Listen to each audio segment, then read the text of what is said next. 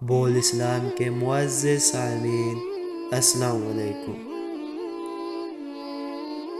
میں خود کو بالکل اللہ تعالیٰ پر چھوڑتا ہوں۔ میں کسی ایسی بات کی تمنا ہی نہیں کرتا جو اس حالت کے خلاف ہو جو اللہ تعالیٰ میرے لیے اختیار کرتا ہو۔ میں ایسی جگہ جا رہا ہوں جہاں آپ سے پہلے کبھی نہیں گیا، اور میں ایسی مخلوق کو دیکھ رہا ہوں جسے میں نے پہلے کبھی نہیں دیکھا تھا۔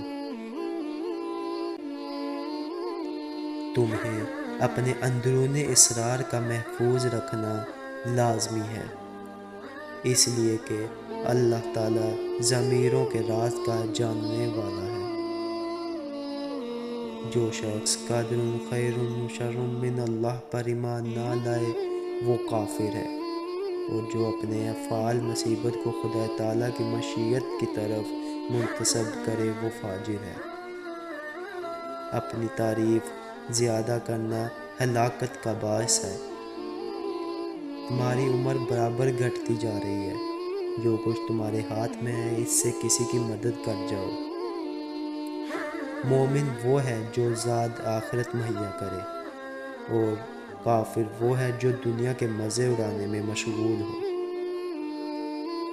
اچھے اخلاق 10 ہیں: زبان کی سچائی، حقوق العباد، احسان کا بدلہ، سائل کو دینا، صلہ رحم، مہمان نوازی، باطل سے جنگ کے وقت حملہ میں شدت، پڑوسی کی حفاظت، اور سب سے بڑھ کر شرم و حیا۔ جو لوگ تمہارے دوست بننا چاہتے ہیں ان کے دوست بنو، عامل کہلاؤ گے۔ عادل بننا چاہتے ہو تو جو شخص تمہارا دوست بننا چاہے اس کے دوست بن جاؤ۔ عیب کا چھپانا اور آبرو کی زینت برقرار رکھنا خاموشی سے ممکن ہے۔ آخرت کا بہترین توشہ تقوی اور پرہیزگاری ہے۔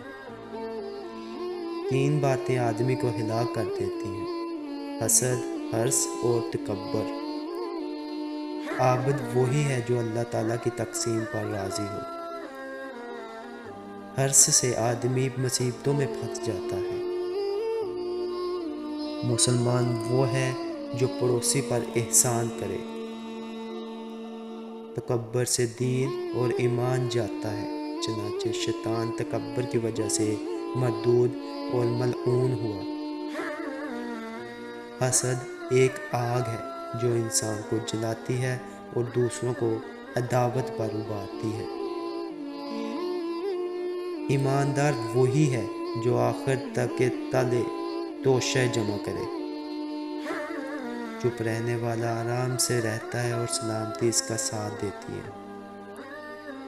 جس کے پاس عقل نہیں اس کے پاس ادب نہیں، جس کے پاس ہمت نہیں اس کے پاس کامیابی نہیں، اور جس کے پاس دین نہیں اس کے پاس حیا نہیں۔